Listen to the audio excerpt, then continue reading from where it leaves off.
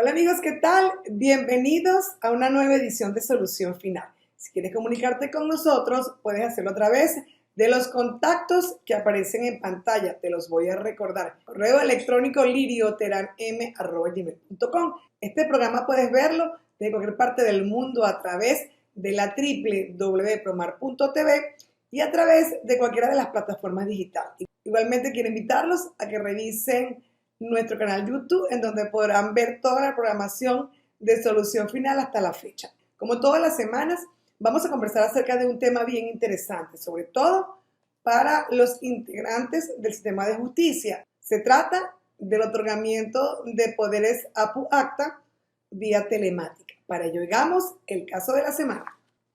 Hola, doctora Lirio, necesito otorgar un poder APU-ACTA vía telemática en materia penal. Quisiera saber si eso está previsto en la legislación venezolana. Arturo, gracias. El artículo 152 del Código de Procedimiento Civil venezolano regula todo lo relacionado al otorgamiento del poder APU-ACTA en el sistema civil venezolano. En el caso de que cualquier ciudadano quiera otorgar un poder APU-ACTA en materia civil, simplemente se dirige con su cédula de identidad al secretario del tribunal donde se tramita el caso y es ante él donde se va a otorgar ese poder APU-ACTA. Según el Código Orgánico Procesal Penal, en caso de que una víctima quiera otorgar un poder a su representante judicial, puede hacerlo a través de un poder APU-ACTA, rigiéndose con todas las disposiciones establecidas en el Código de Procedimiento Civil para ese efecto. En el año 2024, la Sala de Casación Civil del Tribunal Supremo de Justicia emitió 2 sentencias relacionadas al otorgamiento del poder APU-ACTA, la 105 y la 175. Pero en el 27 de febrero del año 2025 se produce una sentencia en la Sala Constitucional del Tribunal Supremo de Justicia porque generó algunas dudas dentro del sistema de justicia porque algunos abogados interpretaban que la Sala Constitucional había anulado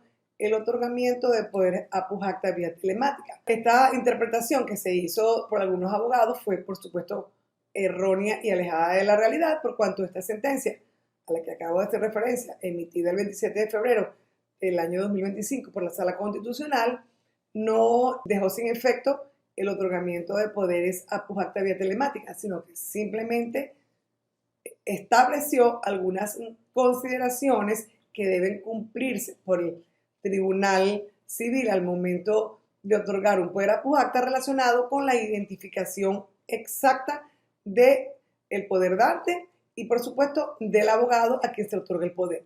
En ese sentido se establece porque los tribunales deben ser muy cautos al momento de identificar tanto al abogado a quien se le da el poder como al poder dante. De ese tema vamos a conversar hoy.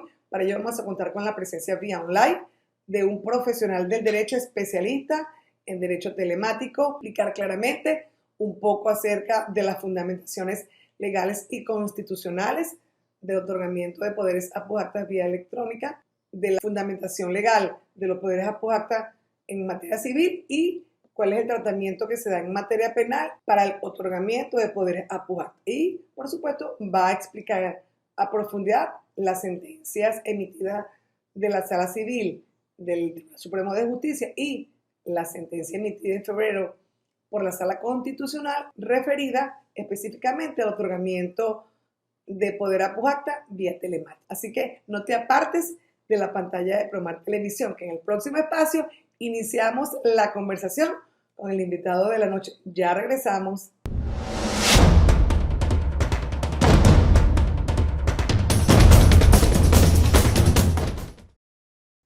Amigos, estamos de vuelta nuevamente en Solución Final. Como le dije en el espacio anterior, hoy contamos con la presencia de vía online desde la ciudad de Caracas del abogado Gustavo Amoni. Gustavo es abogado mención summa cum laude, egresado de la Universidad de Carabobo, especialista cum laude en Derecho Administrativo de la Universidad Católica Andrés Bello. En el 2020 elaboró el diplomado en Derecho Procesal Telemático que se imparte en el Instituto de Altos Estudios Oscar Cambra Núñez de la Universidad Bicentenaria del Agua. Se desempeñó como abogado de la Sala Penal del Máximo Tribunal de Justicia durante 12 años y fue director de la Escuela Nacional de la Magistratura. Cuenta con más de 40 publicaciones sobre derecho informático en capítulos de libros, revistas arbitradas y memorias de congresos en Argentina, Brasil, Colombia, Ecuador, España, México, Uruguay y Venezuela. Y del año 2019 ejerce como abogado del año 2019, está en el libre ejercicio profesional. Bienvenido el abogado Gustavo Moni a Solución Final.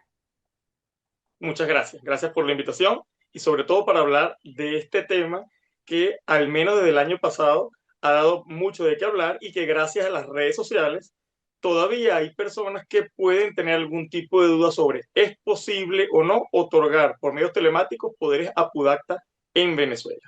Bueno, Gustavo, decidimos hacer este programa y por supuesto cuando pensamos aquí en entrevistar, no dudé ni un minuto que fueras tú. Conozco tu Gracias. trayectoria, conozco que creo que eres uno de los pocos abogados en Venezuela que se ha dedicado a este derecho telemático. Vamos a hablar acerca de eso, de los poderes a PUJACTA otorgados vía telemática. Últimamente pues ha habido muchísima controversia en algunas jurisprudencias que acaba de emitir la Sala Constitucional del máximo tribunal relacionado con los poderes. Acta otorgados vía telemática. Pero antes que nos introduzcamos en ese tema de la jurisprudencia, quiero que hagas un poquito de historia. ¿Cómo llegamos a otorgar esos poderes vía telemática en Venezuela? Básicamente porque vivimos en un mundo cuasi digital. Es decir, todavía, gracias a Dios, podemos utilizar todos nuestros sentidos, nos seguimos relacionando en vivo y directo de forma pentasensorial, todavía podemos tocarnos, olernos, saborearnos, vernos y oírnos, pero cada vez más la interacción se va dando de este modo como estamos tú y yo. Sería extraordinario poder terminar aquí e irnos a almorzar juntos, pero lamentablemente cada quien se tendrá que ir a almorzar por su cuenta porque tú estás en un lugar y yo estoy en otro. Pero fuera de ese aspecto social, que es fundamental para el ser humano, extraordinario y que no debe perderse nunca, existe la posibilidad de facilitar, por ejemplo, en este caso concreto, el acceso a la justicia. No se trata de, mira, qué chévere, qué cool, qué bueno, qué de vanguardia somos. Es un derecho humano que está garantizado en nuestra Constitución. Y entonces, si se puede facilitar el acceso a la justicia utilizando las tecnologías de información y comunicación, la invitación es a interpretar el ordenamiento jurídico para facilitar este derecho humano que está, repito, en nuestra Constitución.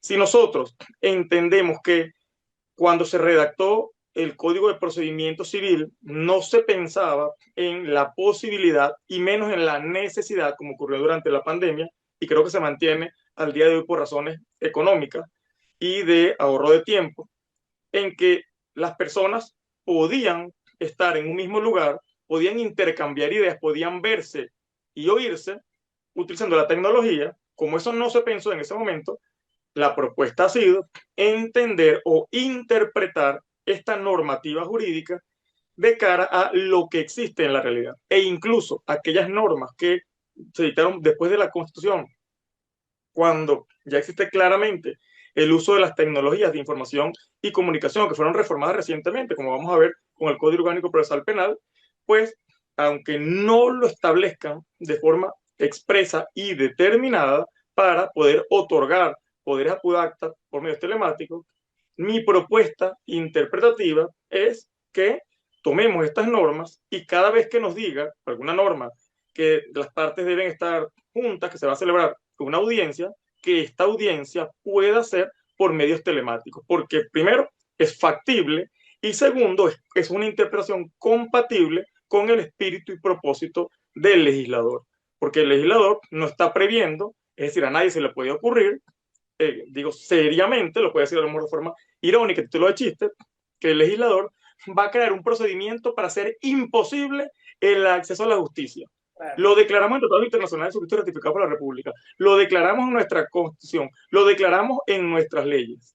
Pero a la hora de la verdad, hagamos la vida imposible a quien quiere acceder a la justicia. Bueno, es un contrasentido, ¿no? Entonces, si la idea es desde el constituyente facilitar el acceso a la justicia y la tecnología lo permite, bueno, por eso cada vez más tribunales se han ido incorporando a esta corriente de interpretación normativa y sobre todo desde el año 2024 con dos sentencias fundamentales de la Sala de Casación Civil del Tribunal Supremo de Justicia, ratificada, aunque una de ellas fue anulada, como ya lo vamos a ver, las razones o, en definitiva, la conclusión sobre la posibilidad o no de otorgar poderes a acta por medios telemáticos fue ratificada por la Sala Constitucional, aunque una gran cantidad de personas que por redes sociales y abogados, antes de que se publicara la versión definitiva en el portal de Internet, comenzaron a decir que la Sala había anulado la sentencia 105 de la Sala de Casación Civil del año 2024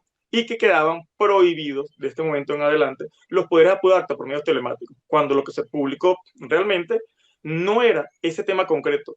No fue que se anuló la sentencia porque los poderes a acta por medios telemáticos no pudieran ser otorgados, sino por algunas razones que ya vamos a comentar, pero ratificó la Sala, la audiencia telemática es un medio idóneo para otorgar los poderes a acta. Sí, lo que pasa es que también tenemos la mala costumbre, nosotros los abogados, de emitir opiniones sin leer sentencias, simplemente porque fulano dijo, el otro dijo, y repetimos como loro. Ok, Gustavo, entonces antes de pasar a que tú expliques a profundidad la sentencia de la Sala de Casación Civil y luego la sentencia de la Sala Constitucional, quiero que expliques un poco rápidamente cuáles son esos fundamentos legales constitucionales que no son contrarios a la aplicación de los medios telemáticos para que todos estos abogados que están oyendo este programa esta noche puedan empezar con esa fundamentación, porque muchas veces lo que nos falta a los abogados es conocimiento para sostener nuestra argumentación legal. Gracias. Bueno, empecemos por lo que son los principios y nuestras constituciones, que es el caso de la venezolana, normas están conformadas por principios.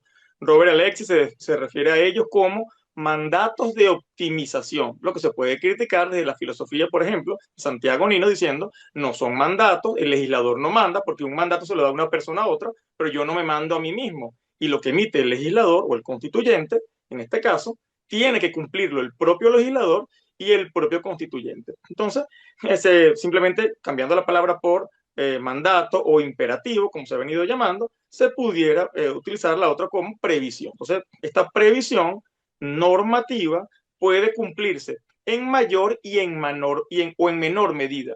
Es decir, el principio de acceso a la justicia se puede configurar de muchísimas maneras. Habrá un núcleo esencial en el cual ya no hay acceso a la justicia, que desaparece. Pero antes de llegar a esa aniquilación o hacer desaparecer el núcleo esencial del derecho fundamental, pues existen numerosas configuraciones, mientras que las reglas son o no son, se cumplen o no se cumplen. Y en este caso entonces estamos ante un principio que es el de acceso a la justicia, para que el legislador pueda configurarlo de numerosísimas formas y luego la jurisprudencia vaya aclarando caso por caso, de forma que se pueda entender mejor cómo es este acceso a la justicia. Entonces, tenemos, por ejemplo, el artículo 110 constitucional, que establece la importancia del uso de las tecnologías de información y comunicación en el desarrollo social, político, en general en el desarrollo del país.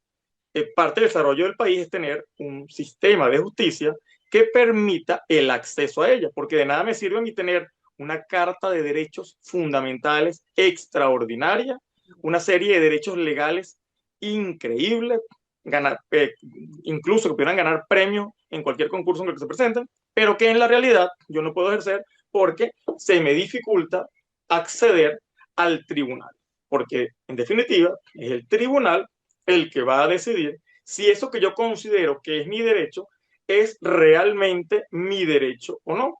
Yo puedo creer, por ejemplo, que tengo derecho a la eutanasia. Yo puedo creer, por ejemplo, que tengo derecho a que 3 hombres se casen, a que un hombre se case con 5 mujeres o una mujer se case con 10 mujeres. Yo puedo creer que tengo ese derecho, pero ¿realmente lo tengo? Bueno, en esos casos, digamos, que no están expresamente previstos en la norma o que existe una regulación expresa que de alguna forma pareciera entender que no es posible lo que acabo de plantear, hay que acudir a un tribunal para que decida si eso es un derecho o no es ningún derecho, eso es algo que usted quisiera, pero no está reconocido en ningún lugar como derecho. En nuestra cultura, en nuestra sociedad en este momento, la mayoría pudiera pensar que no, o al menos no tengo claro qué puede querer la mayoría, y como esto no está, digamos, tan claro, entonces habrá que esperar una regulación expresa por parte del legislador, por ejemplo, para saber si eso es o no un derecho que en este momento pues pareciera que no. Entonces, el primer, la primera garantía de los derechos es una garantía orgánica, es decir, se crea un órgano que es un tribunal que permite la protección, la satisfacción de estos derechos. Y entonces viene la enorme responsabilidad del tribunal de entender primero que conforme al 334, artículo 334 de la Constitución de la República Bolivariana de Venezuela, todos los jueces del país son garantes de la Constitución. No solamente lo son las salas del Tribunal Supremo de Justicia, que si mal no recuerdan están en el 335, todas las salas, no solamente la sala constitucional, sino todas, sino que además por el 334, si mal no recuerdo, todos los tribunales del país son garantes de la Constitución, de mantener la incolumidad de la Constitución, y es la que deben aplicar con permanencia a las normas de rango legal. Eso, bueno, viene toda la teoría del control difuso y control concentrado de la constitucionalidad.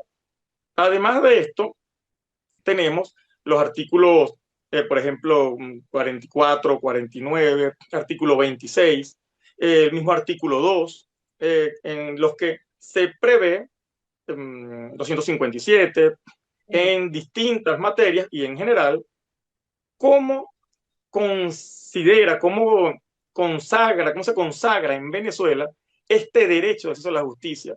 En ninguna parte de la Constitución dice, será una justicia ineficiente, lo más cara posible, lo más lenta posible, lo más difícil posible.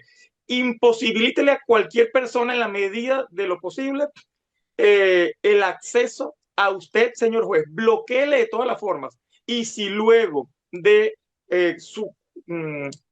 superar todos estos obstáculos logra llegar, bueno, intente no responderle. Eso no está en la Constitución, eso no está en la ley. Está todo lo contrario. Entonces, una justicia es más simple si yo, en vez de tener que, en mi caso, levantarme en la mañana, bañarme, peinarme, cepillarme los dientes, planchar la camisa, vestirme, afeitarme, comer, tener el vehículo o transporte público, si tengo combustible o no tengo combustible, llegar hasta el edificio donde está el tribunal con el cual tengo que actuar, buscar dónde estacionarme, llegar hasta el tribunal, hacer la fila, pedir el expediente, esperar que me lo entreguen, consignar un escrito, y luego todo ese proceso de regreso a mi casa, que se pueden consumir al menos 2, 3 horas en ese proceso, bueno, mucho más fácil sería que yo me levante en la mañana, me conecto al teléfono, reviso el expediente y si quiero hacer algo, simplemente le pido, por ejemplo, a una inteligencia artificial, redáctame un escrito en el que se incluya y le voy dictando y una vez que lo tenga listo, si estoy conforme o las cantidades de prompts que se requieran, lo descargo y lo envío por la aplicación que corresponda y ya de ese modo estoy ejerciendo el derecho a la defensa. ¿Cuál es más simple? Bueno, creo que la pregunta es totalmente retórica y hasta irónica, porque definitivamente la opción del uso de las tecnologías es mucho más simple. Entonces, lo primero que se requiere es que el abogado, en libre ejercicio, en ejercicio de la defensa pública, del Ministerio Público o de la función jurisdiccional, se plantee esto. ¿Qué es más fácil? Entonces, lo que sea más simple, bueno, podrá ser una opción interpretativa luego, que es más económico. La pregunta también es retórica y hasta sonaría irónica. Ya sabemos cuál es más económica. Claro. Sin embargo, aquí también hay unas particularidades. No se puede entender que más económico para todo el mundo es tener un teléfono con las características, una computadora con las características que requiere el programa que se vaya a implantar, tener sistema de internet en su vivienda, porque a lo mejor para alguna persona será más económico acudir con una hoja y un bolígrafo y consignar de esa manera su respuesta, ¿no? Entonces, por eso es que estas soluciones tienen que ir adecuándose a nuestra realidad. En España, por ejemplo, cuando se empezó con la dualidad, llegó un momento en el que se dieron cuenta que las personas seguían llevando papeles y tuvieron que decir, bueno, miren, hasta aquí llegamos con los papeles. Ahora esto es obligatorio. Sin embargo, estoy seguro que habrá alguna excepción y, en todo caso, es importante darnos cuenta de cómo vivimos, de lo que tenemos para poder establecer realmente garantías a nuestros derechos, porque de nada sirve establecer, no de nada sirve, no, sirve, es un primer paso apenas, pero no se completa lo que se quiere, reconociendo derechos en la teoría, pero que en la práctica difícilmente entonces podemos garantizar. Después que tú has dado esta lección magistral y esta argumentación, pues, por supuesto que habrá que implantar la dualidad, porque habrá gente, como dices tú, pues que no tenga una internet ni tenga una computadora y pues tendrá que llevar su papel, pero muchas personas que hoy litigamos, tú, yo y muchísimos abogados en Venezuela, pues tienen un teléfono, una computadora y tienen acceso a internet. Y por supuesto, podrías hacerse de la inteligencia artificial, sobre todo hoy en día, para hacer los escritos. Y es muy fácil hacer escritos. Tú le escribes Mónica, que es una inteligencia artificial, y te redacta todo. Entonces, yo sí diría que más que de fundamentación, porque ya estoy convencida de que hay fundamentación legal, es decisión también del entorno, abogados, TCJ, jueces, fiscales, defensores públicos, de poder hacerse de esa ventaja telemática. Tenemos que hacer el primer corte de solución final. Les recuerdo que hoy conversamos con el abogado Gustavo Amoni vía online desde la ciudad de Caracas acerca de el poder a puj acta otorgado vía telemática. No te apartes de la pantalla de Promar Televisión, que ya regresamos.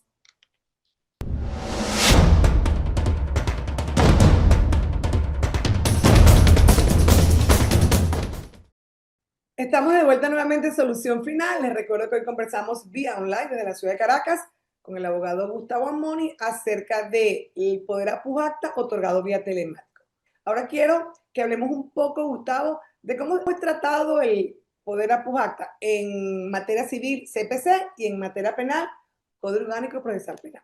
Bien, cuando revisamos el Código de Procedimiento Civil, y continuando con la idea que veníamos antes, que hablábamos de los principios constitucionales, ahora pasamos a las reglas legales, donde también podemos conseguir principios, pero aquí hay unas reglas pues muy claras que establecen cómo se deben tratar, eh, cuál es el tratamiento que se le debe dar a el otorgamiento de un poder judicial. Entonces, establece el CPC que los poderes de representación judicial pueden otorgarse de forma pública o auténtica. Normalmente esto es ante un notario, es lo común, o también pueden otorgarse apud acta, dice, para el juicio concreto. Entonces, eh, ahí quien pueda tener la duda a qué se refiere específicamente con el juicio, si es todo el proceso, bueno, más adelante se aclara que en el CPC que el poder otorgado en algún momento implica el poder para continuar durante todos los recursos, para ejercer todos los recursos correspondientes.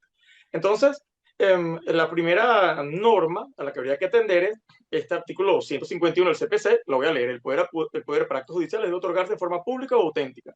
Si el otorgante, esto es importante, no supiere, bueno, si no supiere, ya vamos a ver qué, o no pudiere firmar, si no supiere, bueno, simplemente porque no sabe hacer, no tiene la competencia para hacerlo, pero si no pudiere firmar, cuando se redactó el código pudiéramos entender que no pudiera firmar, por ejemplo, porque no tuviera brazos y no supiera hacerlo con alguna otra parte del cuerpo, porque en ese momento estuviera fracturado de los brazos, tuviera un yeso y no pudiera hacerlo. Es decir, alguna imposibilidad de tipo físico, por ejemplo.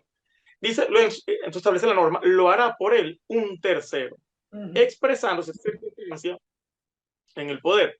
Pero ¿qué pasa si no puede firmar, por ejemplo, el acta porque no se encuentra en ese mismo lugar? Y ese mismo lugar es donde nos preguntamos, normalmente ante el secretario. Sin embargo, hay al menos la resolución de creación del Circuito Judicial Civil, si mal no recuerdo, del área metropolitana de Caracas del año 2011, lo estoy diciendo de memoria en este momento, le establece o reconoce que el coordinador judicial tendrá cualidad de secretario judicial.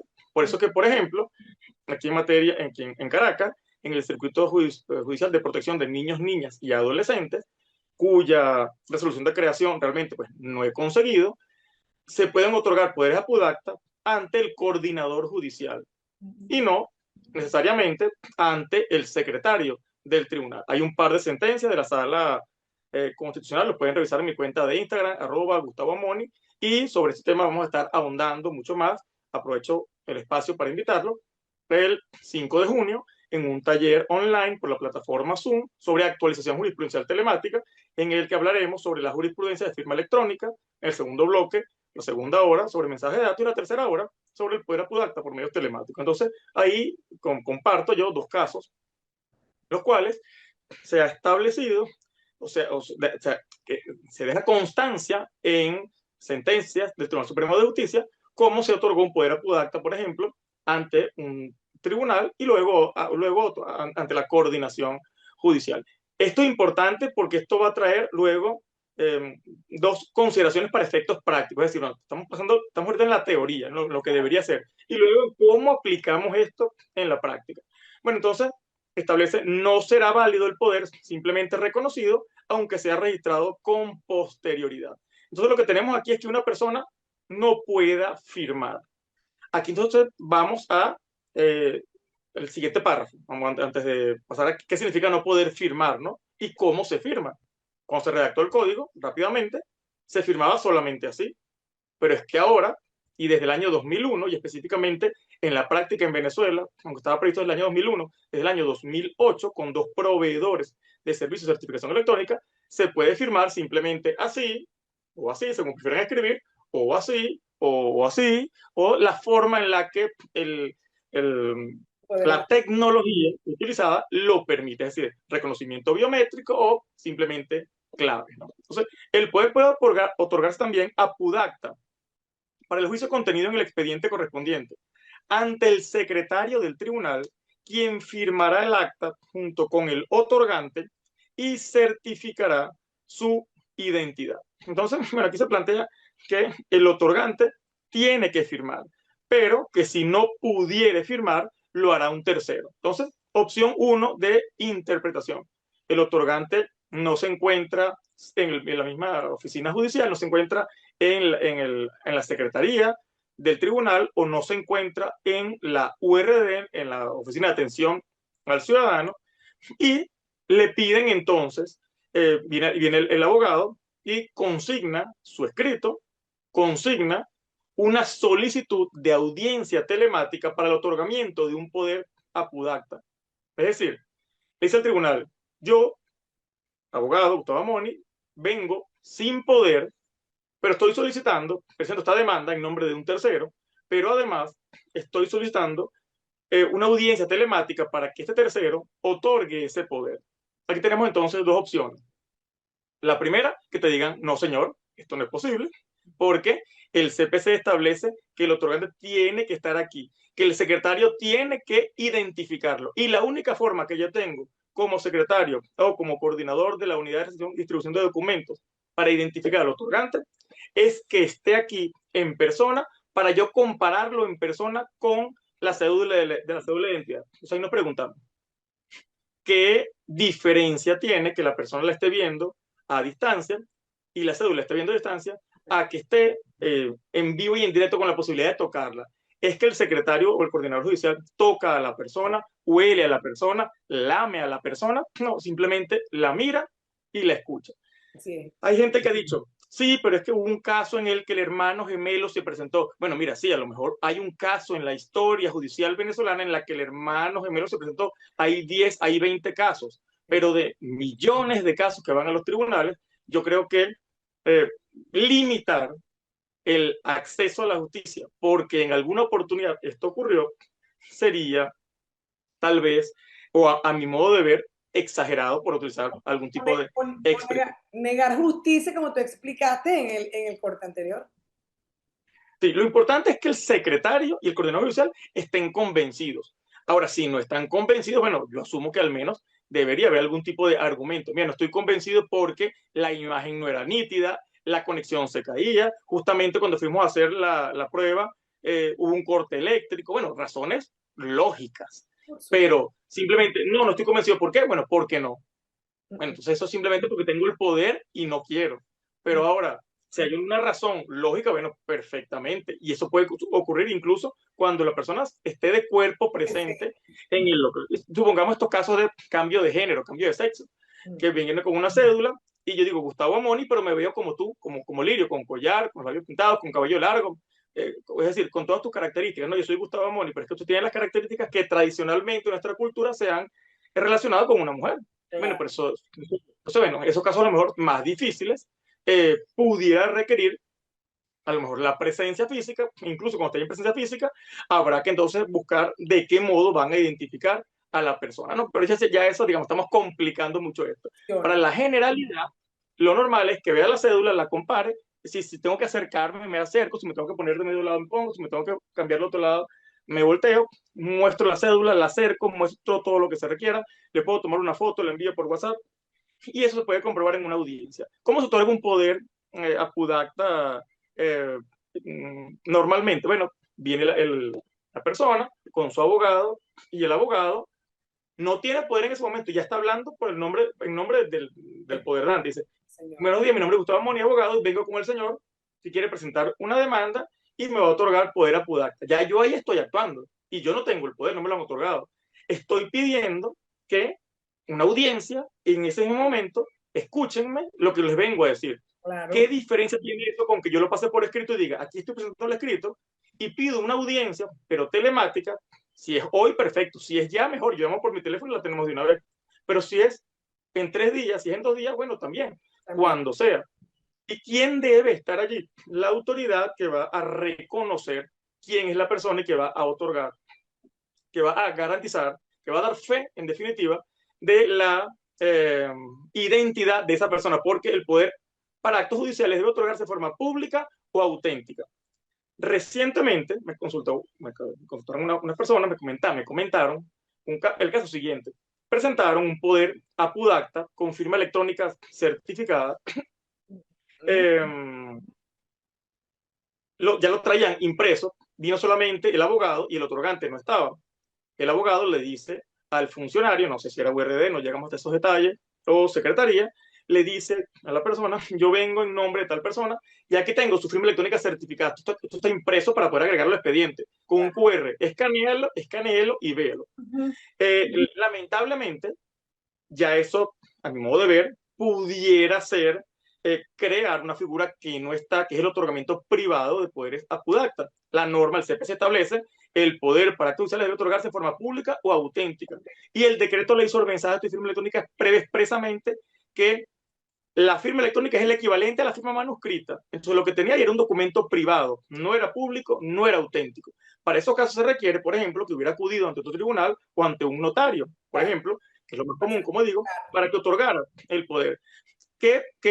¿Cuál fue mi reflexión a partir de esto? Usted perfectamente puede llegar con su demanda, con su código QR, que es la representación en tinta y sobre una hoja de su firma electrónica certificada.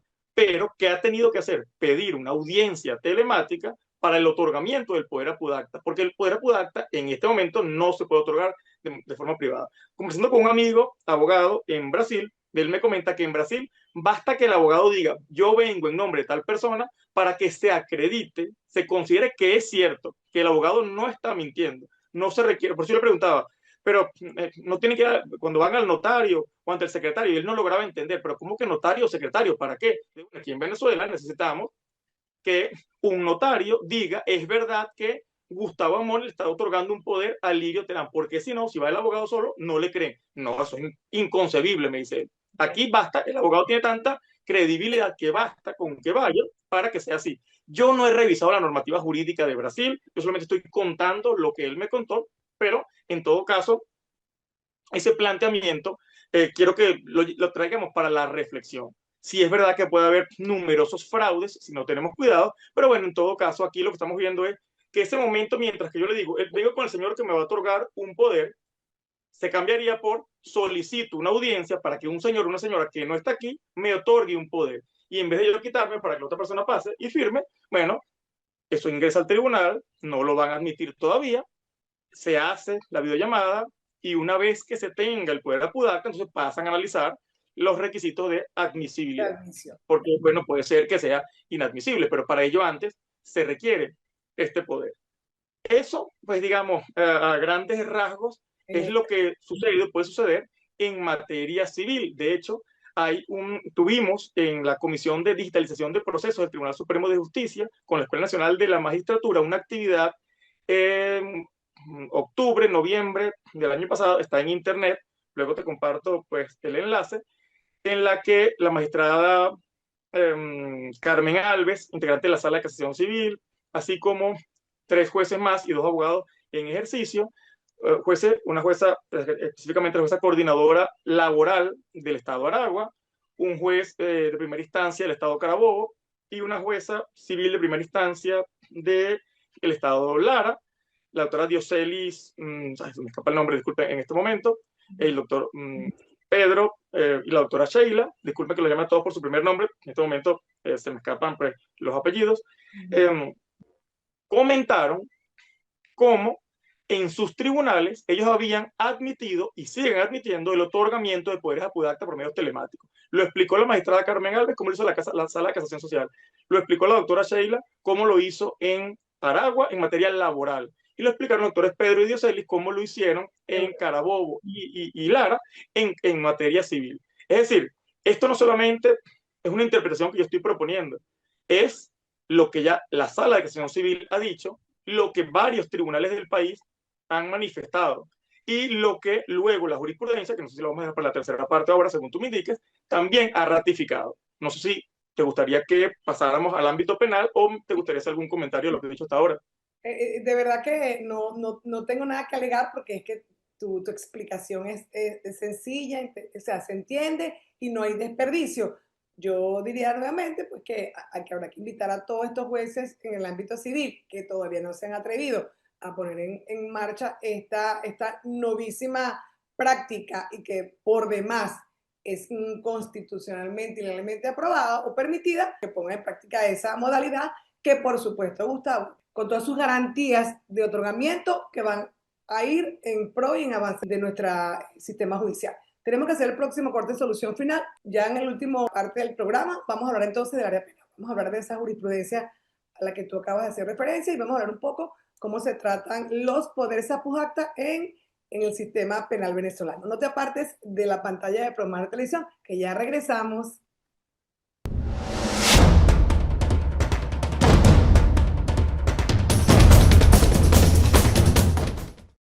Estamos nuevamente en Solución Final. Les recuerdo que conversamos vía online desde la ciudad de Caracas con el abogado Gustavo Amoni acerca del poder a pujacta otorgado vía telemática. Mi querido Gustavo, hemos llegado a los minutos finales del programa, pero antes de finalizarlo necesitamos pues, que tú abordes un poco cómo es el tratamiento de los poderes a pujacta en materia penal y que hablemos un poco también de esas sentencias a las que tú te referiste de la Sala de Casación Civil y de la Sala Constitucional que abordan precisamente los poderes a pujacta otorgados vía telemática. Bueno, en materia penal, básicamente se establece que la víctima podrá ser representada por su apoderado mediante un poder especial. También establece que bastará un simple escrito para que la represente la Defensoría del Pueblo, también organizaciones de derechos humanos, bastará un simple escrito. Y luego se establece la posibilidad del poder a pudacta y establece el Código Orgánico Procesal Penal con las mismas formalidades que se generan, que se están establecidas en materia civil. De forma que se aplica el CPC y los comentarios que acabo de hacer son perfectamente entonces trasladables al ámbito penal. No conozco hasta el día de hoy, 29 de mayo de 2025, algún caso en el que un tribunal penal haya admitido el poder a pudacta por medios telemáticos. No quiere decir que no haya, que yo no lo conozca, otra cosa. He preguntado, tenemos 3 cohortes del Diplomado en Derecho Procesal Telemático de la Escuela Nacional de la Magistratura. Estamos en la 4ª del Diplomado en Derecho Procesal Telemático de la Escuela Nacional de la Defensa Pública. Y entre ambas superamos o debemos estar cerca de los 3.000 egresados. Normalmente pregunto qué opinan y si ha tenido experiencias en materia penal con el otorgamiento de poderes a pudacta por medio telemático, y la respuesta siempre ha sido que no.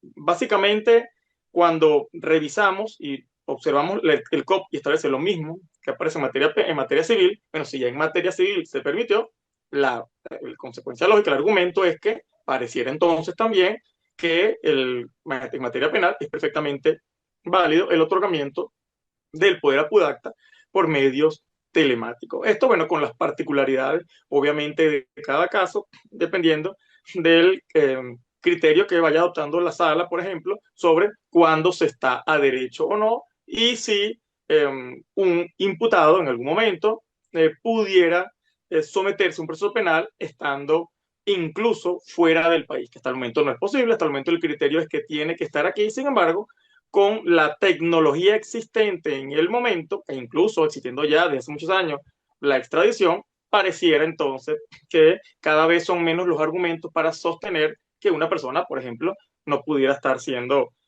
procesada desde el extranjero. Sin embargo, podemos entender que la posibilidad cierta de poder garantizar las resultas del proceso, en este caso una privación de libertad, si fuera el caso, amerita que la persona esté en el país, ¿no? Porque es mucho más complicado, obviamente, hacerla ejecutar esa sentencia cuando la persona no está. Entonces, no es tan fácil el tema, pero al menos queda para el debate. Entonces, eh, volviendo al tema penal, lo único que se exige es poder especial. Ese poder también puede ser apudacta y como se aplica la normativa del CPC, el mismo caso, acude la persona, el abogado, ante el tribunal dice, la víctima quiere que yo lo represente y solicito entonces una audiencia para el otorgamiento del poder apudacta. Tan sencillo como eso, se otorga en la URD o en la Secretaría, dependiendo de la configuración en cada localidad, y bueno, continúa el proceso. Hay algunos jueces que han decidido, que han considerado que esa audiencia tiene que estar el tribunal debidamente constituido, es decir, que tiene que estar el tribunal, el secretario, el alguacil, o al menos el juez, perdón, el juez, el secretario, el alguacil, o al menos el juez y el secretario. Sin embargo, conforme al CPC, basta que el secretario le dé la autenticidad, que verifique la identidad de la persona para que este poder pueda ser perfectamente determinado. Eso es, digamos, mi propuesta interpretativa, no es lo que tenemos en la realidad, al menos que yo conozca, no conozco los casos. Si alguno de ustedes que nos está escuchando conoce estos casos, puede comunicarse con Lirio Terán e indicarle, sí, conozco este caso, bueno, extraordinario, ella me lo hará llegar, o simplemente me escriben también a mí, @Gustavo Amoni, en cualquiera de las redes sociales, para conocer la realidad en cada momento histórico. Bueno, estos programas se hacen justamente con la idea pues, de que todos colaboremos en el avance de implantar estos sistemas y, por supuesto, siempre redundar en una buena aplicación de la justicia. Ahora vamos a hablar un poco, antes de que termine el programa, de estas sentencias que emitió la Sala de Casación Civil el año pasado y ahora pues la Sala Constitucional emitió otra y generó esa confusión que tú acabas de indicar al inicio del programa. Sí, el año pasado, las sentencias 105 y 175 del año 2024 establecieron la posibilidad del otorgamiento de poderes apudacta por medios telemáticos, por ejemplo, para subsanación de poderes.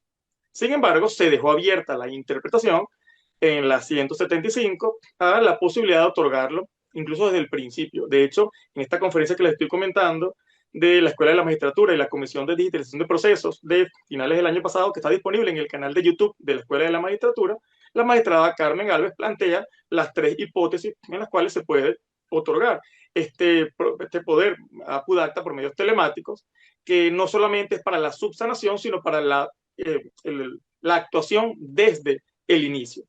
Hay personas que dicen, no, pero ¿cómo es esto posible? Bueno, tan sencillo como yo al menos lo acabo de comentar, no es una idea mía, ya está en la jurisprudencia, ya los jueces lo están haciendo. Lo que falta es que, bueno, se debata, se revisen qué peligros puede tener e ir mejorando esto en la medida de lo posible. De hecho, el doctor, el juez del Estado, el Tribunal Cuarto Civil de primera instancia del Estado Carabobo, tiene un procedimiento, él planteó un procedimiento, de hecho elaboró un tríptico que otorga pues, en su tribunal para que las personas sepan cómo es el otorgamiento, cómo es el procedimiento para otorgar el poder apudacta por medios telemáticos. De forma que ya hay personas que hasta han establecido un paso a paso, unas buenas prácticas para su otorgamiento. Entonces, en esta sentencia 105 y 175, donde la sala establece se pueden otorgar los poderes apudacta por medios telemáticos, una de ellas, la 105, la primera, fue anulada por la sentencia 218 del 27 de febrero del año 2025 de la Sala Constitucional. Pero allí lo que la Sala Constitucional indicó es que la anula porque la persona no fue debidamente identificada, no porque el poder apudacta por medio telemático no puede hacer. Y voy a leer este párrafo de la sentencia. La sala reitera la validez del otorgamiento de poderes a Pudacta vía audiencia telemática, toda vez que los medios telemáticos sirven para sustituir la presencia física en los procesos civiles. Lamentablemente la sala no lo dejó abierto a todos los procesos, como por ejemplo hubiera sido el penal, pero aclaró, para este caso concreto al menos, en presencia física en materia civil, es perfectamente posible, tomando en cuenta la incorporación de las formas tecnológicas a través de las audiencias telemáticas que facilitan los actos dentro del procedimiento, todo ello en aras de brindar una tutela judicial efectiva y acceso a la justicia. No estableció, o sea, no deja duda de ningún tipo, lo dice claramente. Lamentablemente, una serie de abogados que antes de que esta sentencia se publicara formalmente en el portal de internet, comenzaron a plantear que la sala constitucional había acabado con el poder apoderarte por medios telemáticos, que no era posible, que desde ese momento dejó de existir en Venezuela, pero lo que se publicó, lo que estuvo, lo que está al día de hoy publicado en el portal de Internet Tribunal Supremo de Justicia es pues esto que les acabo de leer. De forma que ya vemos cómo vamos progresivamente admitiendo en distintos tribunales del país, en distintas materias, y aunque se inició con materia civil, que es tradicionalmente una de las más formales, eh, estoy seguro que pronto va a llegar el momento en el que se va a ampliar, se va a extender a otras materias como la que estamos hablando en este momento, como la materia penal.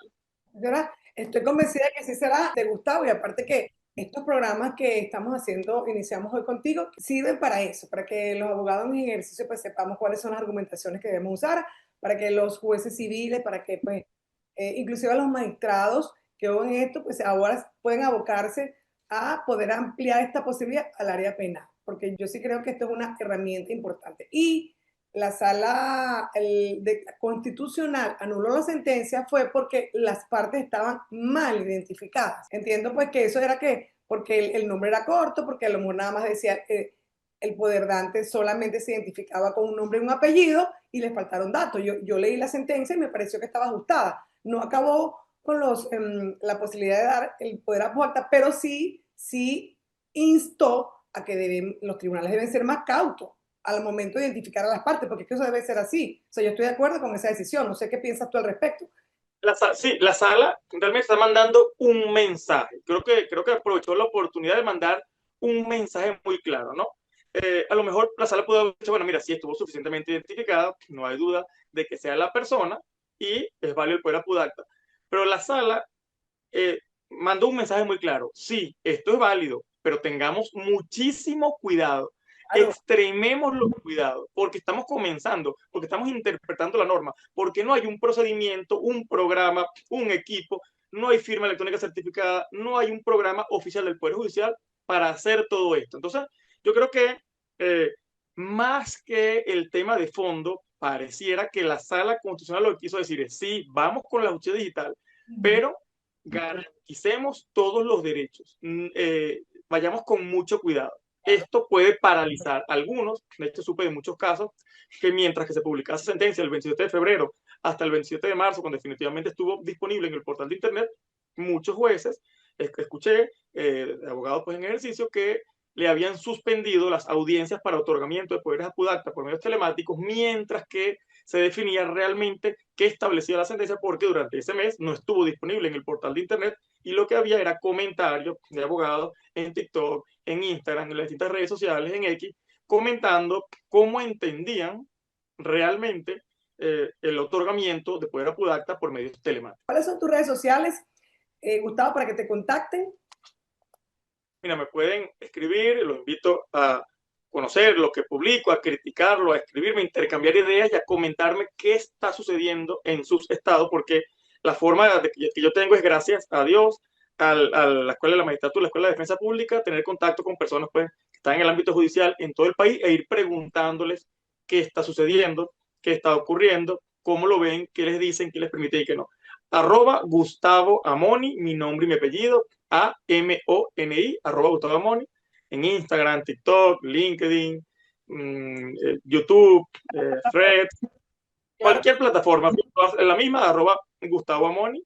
Allí, pues, planteo, mis reflexiones sobre justicia digital en general, actos procesales telemáticos escritos u orales, es lo que me he venido dedicando en los últimos 10 años aproximadamente. Empecé con el derecho administrativo, pero visto que mi sede natural no era el ámbito de la administración, sino el ámbito jurisdiccional, pues migré al análisis de estas instituciones en el ámbito jurisdiccional. De hecho, aprovecho también la oportunidad que yo les acabo de hacer la invitación, pero los comento de nuevo, el 5 de junio del año 2025 tendremos la tercera edición del taller Actualización Jurisprudencial Telemática, totalmente en línea, y luego el 20 de junio tendremos un segundo taller del mes de junio, igualmente a distancia, en el que estaremos analizando la prueba digital desde el protocolo anexo al manual único de cadena de custodia de evidencias físicas, desde el decreto ley sobre mensajes de datos y firma electrónica, dejando la tercera hora para la jurisprudencia sobre estos dos instrumentos normativos. Entonces tienen esas dos posibilidades de participar. Los invito, simplemente me escriben por las redes sociales y ahí les doy los datos para la inscripción. Los espero ese día. Claro que sí. Bueno, yo te quiero dar las gracias, Gustavo, porque bueno, teníamos tiempo que no nos veíamos en el programa y para mí siempre es un honor tenerte acá. Conozco de tu trayectoria, conozco que eres una persona muy estudiosa y bueno, como dije al inicio del programa, eres uno de los pocos abogados que se ha dedicado desde hace unos años a este tema que es novedoso y que bueno, yo también te admiro porque has tenido que tener paciencia, resiliencia y templanza, porque no ha sido nada fácil para hacerle entender a la justicia venezolana que esto es una posibilidad real, que por supuesto que hay que mejorarla, pero que si todos nosotros creemos en esa posibilidad, dentro de unos años va a funcionar mejor la justicia. Muchísimas gracias, de verdad. No hay más nada que decir, sino que nunca es tarde para hacer el bien. Y definitivamente, si tú conoces el problema, encontrarás la solución final. Nos vemos la próxima semana, Dios mediante. Chao.